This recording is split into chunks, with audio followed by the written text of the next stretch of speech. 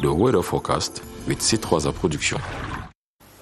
Happy start of the week, ladies and gentlemen. It's good to have you for this brand new edition of the weather forecast. Trust you're already set to go on with your activities. We'll have a maximum temperature of 36 degrees in the littoral region and the north region, 35 degrees in the Adamawa, the center and the east region, 33 degrees will be expected in the south and the northwest region, 32 degrees in the west region of the country. For details, ladies and gentlemen, let me take you to the beautiful far north region where clear skies are not likely to dominate. This morning, the sun will be covered by the clouds, and in the afternoon, the sun will be at its zenith. As you can see, maximum temperature of 35 degrees, and I advise you to hydrate yourself. Next, we go to the southwest region, where the sun will be covered by the clouds, and the same weather condition is likely to prevail until the afternoon with a maximum of 39 degrees. Let's end with the east region, where no showers are expected this morning, and the same weather condition is likely to prevail in the afternoon. Ladies and gentlemen, so why not find time and go visit the Benue National Park? Have a good day. God bless you. Take good care of yourselves. That was the weather. Bonjour à tous et bienvenue sur Cameroun Daylight. C'est la première édition de la semaine. Nous sommes le lundi 22 février 2021 et comme toujours, c'est un honneur de vous savoir à l'écoute de Cameroun Daylight. Et vous le savez, nous avons nos rubriques habituelles. Tout à l'heure, tabloïd avec Gaël Bonozo. Occasion de parcourir en quelque sorte les lignes et les colonnes dans la presse. Ce lundi, juste après, vous retrouverez la page éco avec Philippe Roger Issama qui aujourd'hui revient sur le fait économique de la semaine dernière qui était la visite du directeur général des impôts à Douala. Il nous parlera également du chiffre du jour qui aujourd'hui est une prévision de la Banque des États de l'Afrique centrale, la BEAC. Autour de 7h45, Yves Somoso will be here to serve you the daily press review in English this time, and you'll know more about what are the major stories, the major focus, the main focus of the press, of the papers this morning. And you know, at 7 a.m. we'll have a quick link to the central newsroom for our first edition of the news, the 7 a.m. newscast presented this morning by Baldwin Samaya. 7h20, c'est un rendez-vous à 7h20. Politics aujourd'hui est en quelque sorte un retour sur un devoir de mémoire. Ce week-end, les élites du Jai Lobo ont lancé les travaux de construction du monument Paul Biya, de la place Paul Biya à Son Mélima, et ce sera l'occasion pour Séverin Legambele de revenir sur le symbole d'un tel édifice pour la mémoire des futures générations. Nous aurons aujourd'hui l'invité sport et l'invité sport vous propose une apnée dans les préparatifs de la course de l'espoir. Évariste Yenga et Emmanuel Moutombi vont baliser les articulations de la prochaine ascension du Mont Cameroun. C'est prévu samedi prochain, 27 février 2021. Et aujourd'hui, on commence à célébrer la femme. Vous le savez, dans 2 semaines, le 8 mars va mettre un plein feu, un plein phare sur le potentiel de ces dames-là, ces guerrières du quotidien. Donc notre Focus Société de Laetitia Onana va vous présenter une dame de la localité de Nkomtou qui excelle dans la commercialisation du bâton de manioc, le bobolo comme on l'appelle. Ce sera en gros le contenu de notre matinale d'information ce lundi 22 février 2021. Nous aurons également un invité autour de 7h45. Elle viendra nous parler de la transparence dans la gestion des fonds par ces temps de Covid-19, puisqu'aujourd'hui un atelier est prévu par rapport à cette thématique-là. Et à 8h, vous le savez, Franck Evina sera là pour le journal. Voilà en gros, je vous le disais, la vitrine de Cameroun Daylight ce matin. Débutons tout de suite avec la revue de presse tabloïd. Gaël Obono est sur ce plateau. Gaël, bonjour. Bonjour Gladys, bonjour à tous. Bienvenue. Merci. Toute rose pour lancer la semaine, ça égaye le cœur. Qu'est-ce qu'il y a dans la presse aujourd'hui, dites-nous? Eh bien, vous savez, le lundi, les journaux reviennent généralement sur l'actualité du week-end ou de vendredi.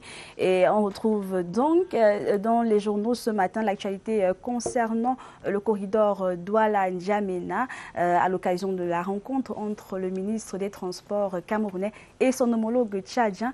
Dans les journaux, on revient également sur les 55 milliards de francs CFA attribués à la construction, à la poursuite de la construction du stade de Olembe. On en parle dans nos journaux. C'est à retrouver dans votre revue de presse.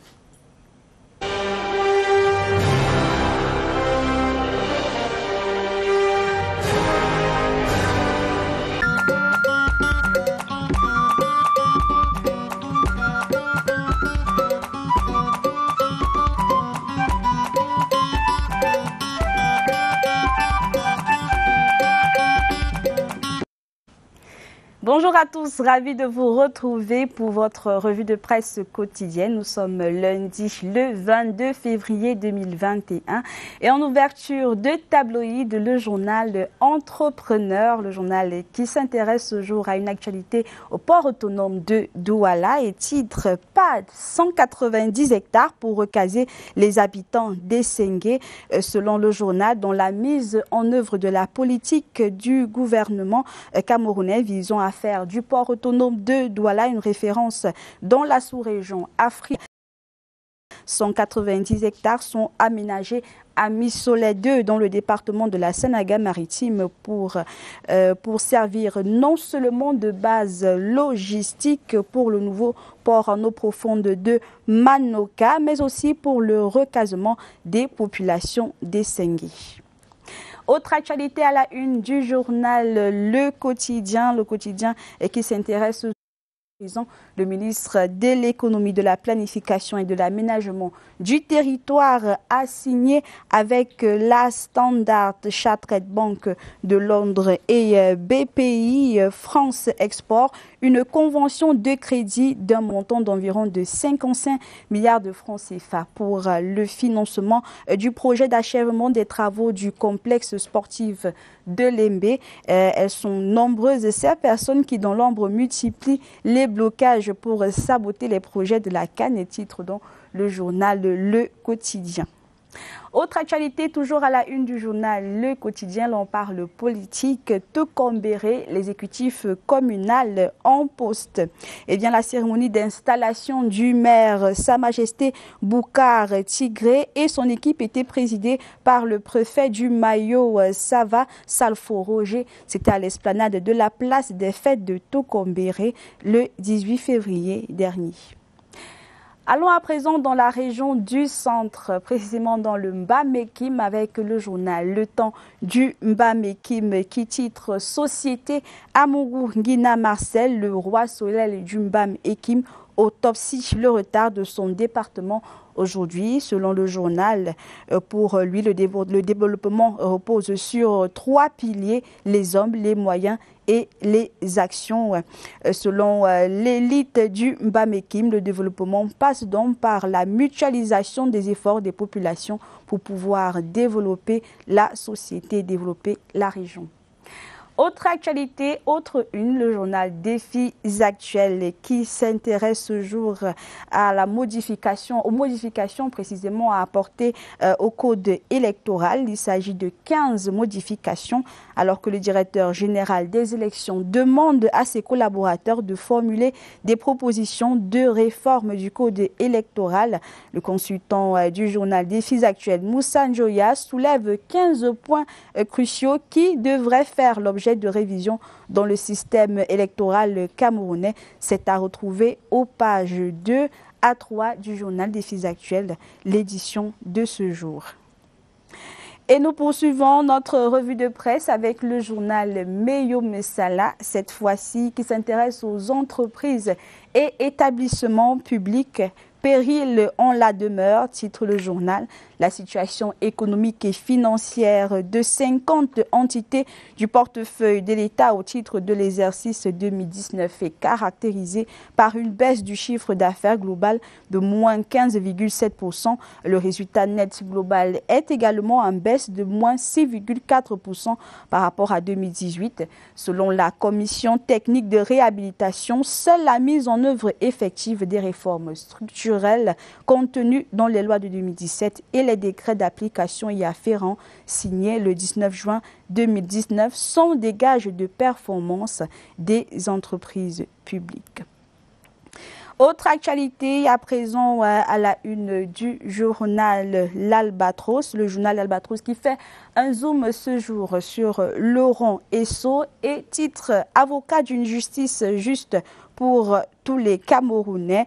Selon le journal, le garde des Sceaux appelle les chefs de cour d'appel à une autre justice camerounaise différente de celle décriée par les justiciables. Eh bien, la justice camerounaise est devant la barre. Le dossier d'accusation est volumineux. Corruption, lenteur judiciaire, trafic d'influence, favoritisme, tribalisme, affairisme et surpopulation carcérale, pour ne citer que cela. Le tribunal des justiciables rappelle donc par la voix du ministre d'État de respecter les citoyens camerounais. Et nous poursuivons notre revue de presse à la une du journal Censure, le journal Censure qui s'intéresse ce jour au PAP, projet annuel de performance 2021 de l'ensemble national. Première session extraordinaire du conseil de direction de l'ensemble national. Le New Deal du top management avec aux manettes Etamba Belémé Léandre. Le journal précise que c'est dans une ambiance bon enfant que l'ensemble national, bras séculier du ministère des Arts et de la Culture et adossé à son programme 182, a tenu le vendredi 12 février dans les locaux du Centre culturel camerounais sa première session extraordinaire du conseil de direction sous la houlette de son président, le docteur Ismaël Bidoumpat. Parlons intégration à présent à la une du journal. Intégration, zone CEMAC, les paradoxes du marché des capitaux. Selon le quotidien, 2020, un bon millésime en matière de levée des fonds à travers les titres publics malgré la crise sanitaire de Covid-19 qui a provoqué une double crise financière et économique inattendue. La locomotive Cameroun a plein régime dans l'animation de la plateforme monétaire. Le journal présente également l'absence d'un véritable marché secondaire permettant un gap pour les obligations à yield ou obligations à haut rendement destinées à des investisseurs chevronnés. L'attrait reste tout de même minime. Tout un dossier sur les marchés financiers dans la zone CEMAC à retrouver à la une de votre journal Intégration, l'édition de ce jour. Parlons santé à présent à la une du journal Éco-Santé qui s'intéresse aux épidémies au Cameroun. La polio de retour au Cameroun, titre le journal. Selon Éco-Santé, en date du 4 février 2021, le laboratoire des centres pour le contrôle et la prévention des maladies Atlanta a notifié au pays 2 cas de poliovirus dérivés du type 2 provenant d'un même échantillon prélevé le 11 janvier 2021 dans le site de surveillance environnementale derrière le Palais des Sports de Yaoundé, district de santé de la Cité Verte, région du Centre. Et nous parlons à nouveau du sujet concernant les 50 milliards de francs CFA pour le parachèvement du complexe multisport d'Olembe à la une du journal La République Presse.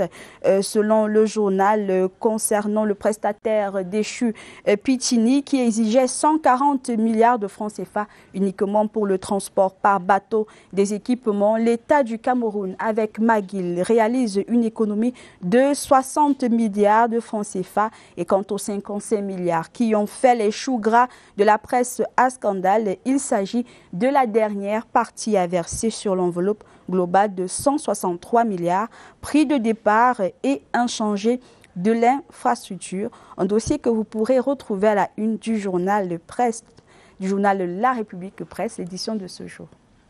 Dernier tabloïd, nous sommes avec le journal L'Élite qui s'intéresse ce jour au corridor Douala-Bangui. Paix sur la route.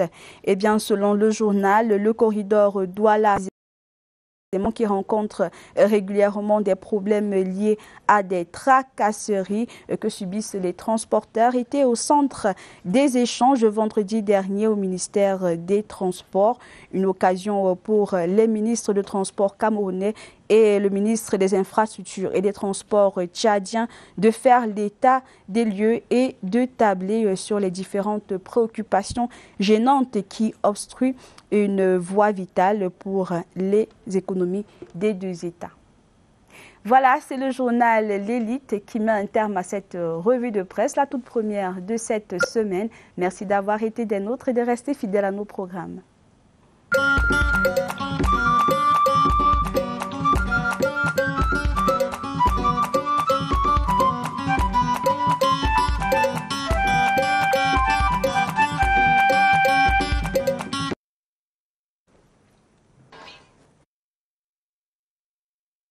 Tabloïd présenté par Gaël Bonan. Nous aurons tout à l'heure notre page écho de ce lundi 22 février 2021. Mais d'abord, quelques nouvelles dans l'agenda actu du jour. Aujourd'hui débute la revue des chantiers d'infrastructures routières en cours d'exécution. Il s'agit d'une série de concertations animées par le ministre des Travaux publics. Ce sera l'occasion pour les équipes d'Emmanuel Ngano-Djoumissi d'évaluer le taux d'exécution global des projets routiers, autoroutiers et d'ouvrages d'art par réseau. Les assises réuniront aussi bien le maître d'ouvrage que les entreprises en charge des travaux, les missions de contrôle technique et géotechnique. Et dans la nécrologie de ce lundi, le monde agricole qui perd un de ses héros politiques, Bernard Djonga, qui est ancien président de l'ACDIC, entendait l'association citoyenne de défense des intérêts collectifs.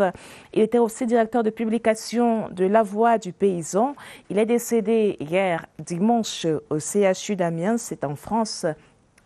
L'activiste et homme politique était connu pour ses prises de position très tranchées en faveur des populations rurales, souvent expropriés de leur terre par les exploitants agricoles des multinationales.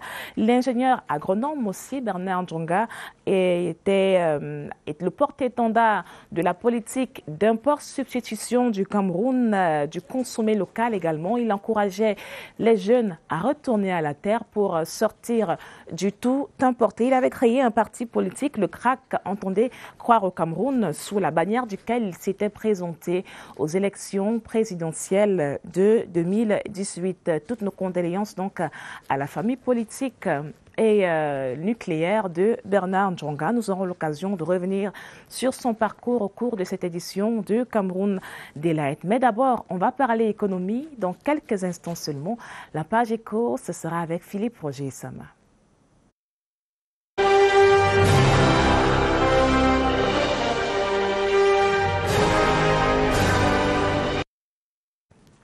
Et pour la page éco, Philippe Roger est sur ce plateau. Bonjour Philippe Roger. Bonjour Gladys. Bien réveillé? Tout à fait. J'espère. En tout cas, j'espère que vous êtes d'attaque pour notre page éco de ce matin.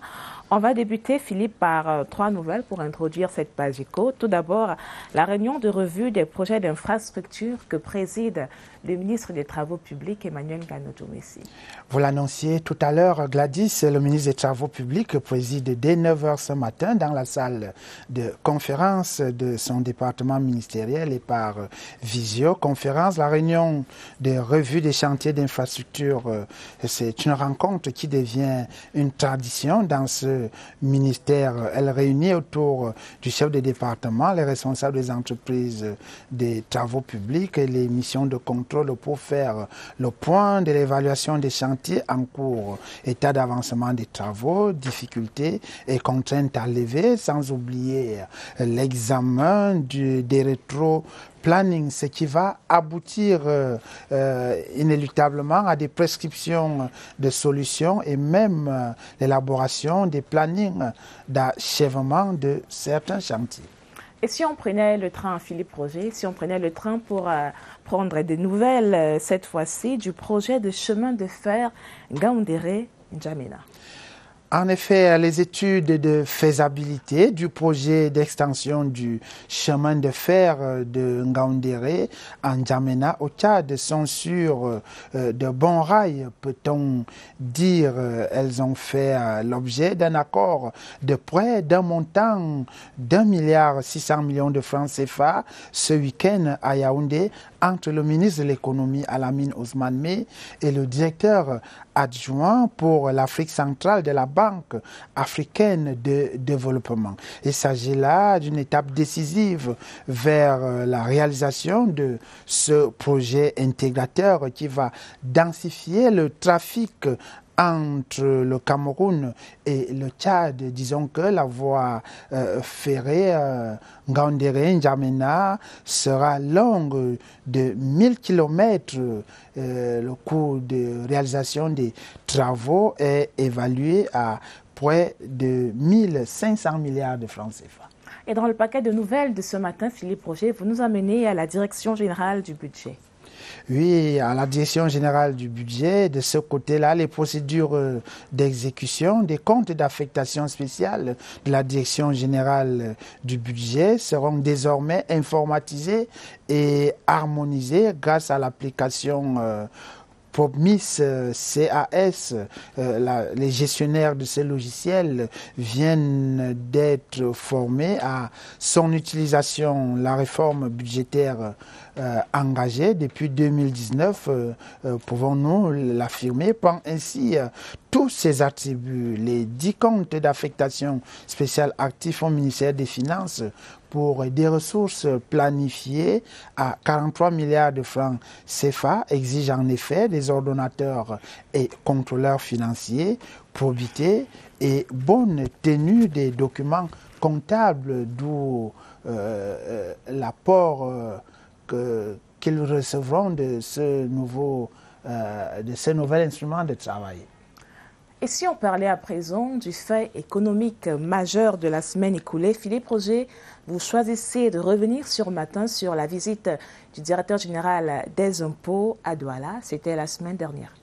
Oui, le directeur général des impôts, Modeste Mopa, était à Douala la semaine dernière pour rencontrer les principaux contribuables basés dans la capitale économique et toute la région du littoral en général. Il était surtout question d'aller leur expliquer les contours de la dynamique de modernisation de la fiscalité camerounaise et les implications relatives pour le compte de l'année budgétaire 2021. Il convient de rappeler que l'option stratégique 2021 est l'élargissement de l'assiette fiscale à l'effet de permettre des taux d'imposition modérés. La rencontre entre le directeur général des impôts, les promoteurs des grandes entreprises d'une part et ceux des petites et moyennes entreprises d'autre part a surtout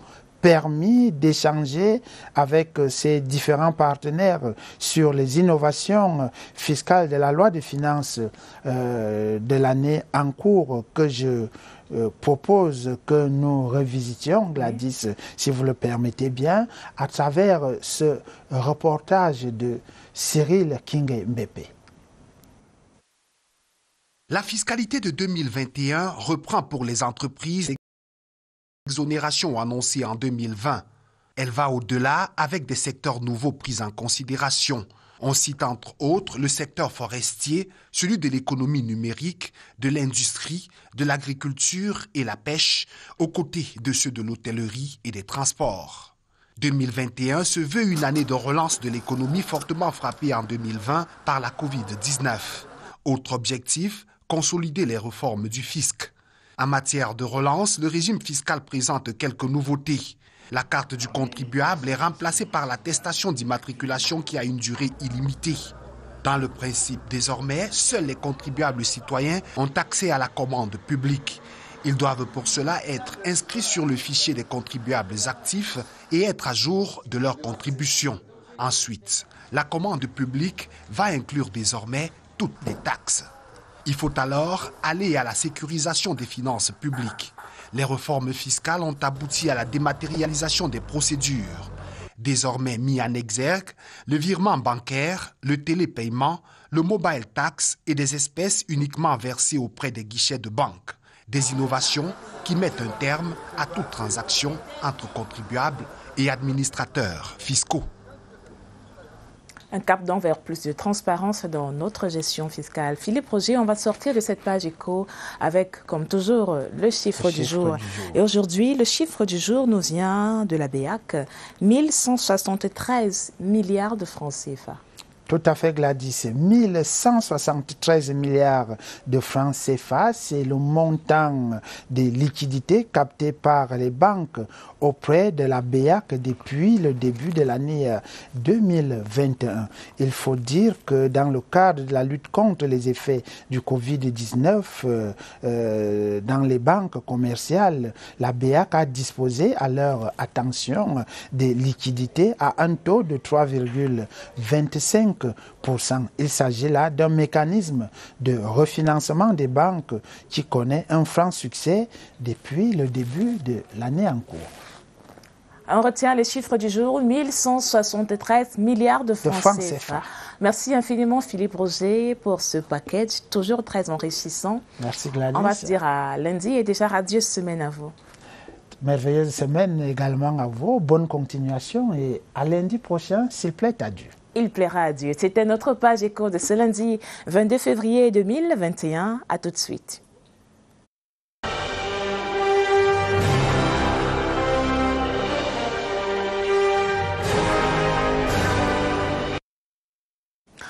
Et ce communiqué qui nous vient du ministère de la Défense, le ministre délégué à la présidence de la République chargé de la Défense a l'honneur de porter à la connaissance des jeunes Camerounais candidats aux divers concours d'entrée à l'école militaire interarmée de Yaoundé que la date limite de recevabilité des dossiers initialement fixée au 19 février 2021 est reportée au vendredi 26 février 2021 à 15h30, délai de rigueur, en prolongement donc qui permettra aux candidats qui n'étaient pas encore prêts dans la constitution de leur dossier de rattraper et donc de postuler à ce concours-là de la fonction publique pour entrer à l'école militaire interarmée de Yaoundé. Dans la suite de Cameroun Daylight, on va reparcourir la vitrine des journaux ce lundi.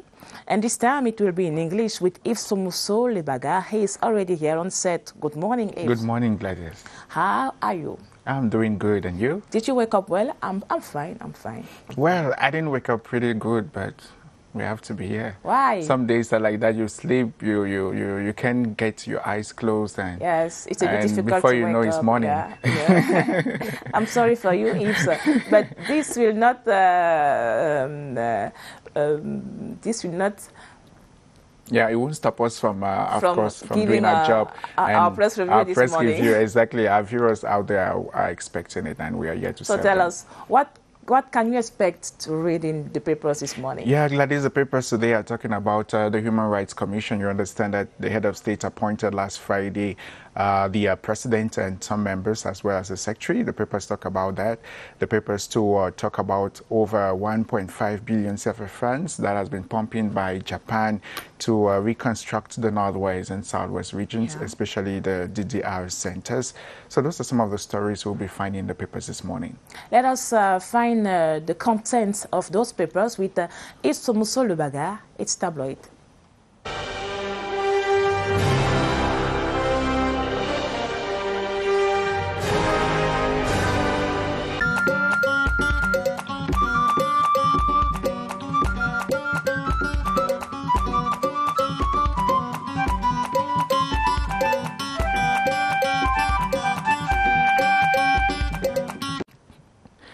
Good to have you on Tabloids on CRTV's network. This is where we take a look at what the papers are saying in Cameroon.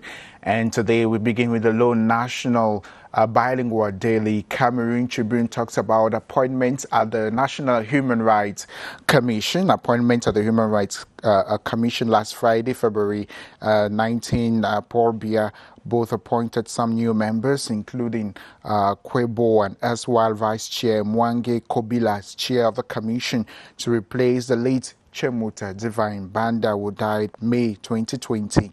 The National Human Rights Commission swings to full action with the president and vice as well as 13 other members and a secretary. Details into this edition of Cameroon Tribune. The National English Daily Cameroon Insider talks or falls back to audiences granted by the head of state last last week, the President of the Republic, His Excellency Paul Biya, current chair of the Conference of Heads of State of the Economic and Monetary Community of Central Africa, granted 2 successive audiences to special envoys from the Republic of Equatorial Guinea and the Republic of Chad. That was February 18. His Excellency Baltasar Nganga Ejo, Equatorial Guinea's Minister of State for Regional Integration, bearer of a sealed message from President Teodoro Obiangema Basogo, was the first personality to meet the head of state. This was followed by a 25-minute audience with Chad's Minister of Infrastructure and Transport, Ahmad Abaka Ajid. He equally delivered a fraternal message from Marshal Idriss Déby Itno. You can get details into this edition of Cameroon Insider. Défi Actuel talks thinks there are 15 areas worth modifying in Cameroon's electoral code. The paper spoke to a consultant, Musa Njoya, who highlights areas necessary for upgrading. In the meantime, the paper says the Director General of Elections at ELECAM, the elections management body, is open to suggestions and proposals from collaborators. You understand that the Director General of Elections sent out a circular to his collaborators in the regions to make proposals for amendments, a possible amendment to the electoral code. You can read further in today's edition of Défi Actuel. Japan pumps in new blood. The Chronicle Times headlines: the government of Japan has offered its support to the recovery plan of the northwest and southwest regions of Cameroon by offering over $2,750,998. The financing agreement was signed Thursday, February 18, by Japanese ambassador to Cameroon, Osawa Tutomu, the Minister of the Economy, Planning and Regional Development, Alamin Usman May, and the representative of the United Nations Development Program, Jean-Luc Stallon. The Horizon newspaper, in a similar story, adds that the agreement that was signed at the Star Building in the presence of the Prime Minister, Head of Government, Chief Dr. Joseph Diangute, is geared towards the provision of portable water supply and health facilities in Fako Division, Southwest Region. According to the United Nations Development Program, the signing is an opportunity to celebrate the multilateral cooperation between Japan, Cameroon, and the United Nations. Japan thus responds favorably to the appeal that was launched by Cameroon to support the recovery efforts following the major national dialogue to resolve socio-political upheavals in the northwest and southwest regions of Cameroon. The Herald Tribune writes that in only 1 year of operation, the Douala Port Container Terminal has been very, very successful. It has generated 49 billion CFA francs. In one of its lead stories, the Chronicle, the Herald Tribune says since January 1, 2020, activities at the container terminal of the Douala Bonaberi Seaport have been managed by the Container Terminal Management, Cameroonian enterprise created by the Board of Directors of the Port Authority of Douala. The company took over management of the terminal under very difficult conditions with a lot of challenges to overcome. 1 year after management changed hands, it has accomplished its mission of ensuring continuity and exploitation of the terminal. We end with the Guardian Post newspaper.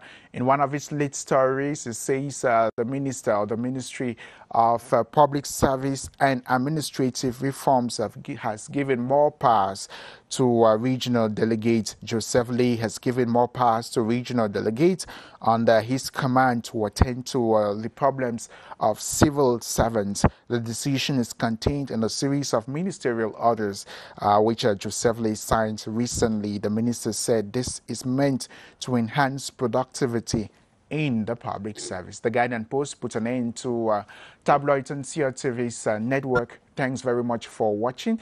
Get to the newsstands, buy a newspaper, read, and encourage the press. Have a wonderful day.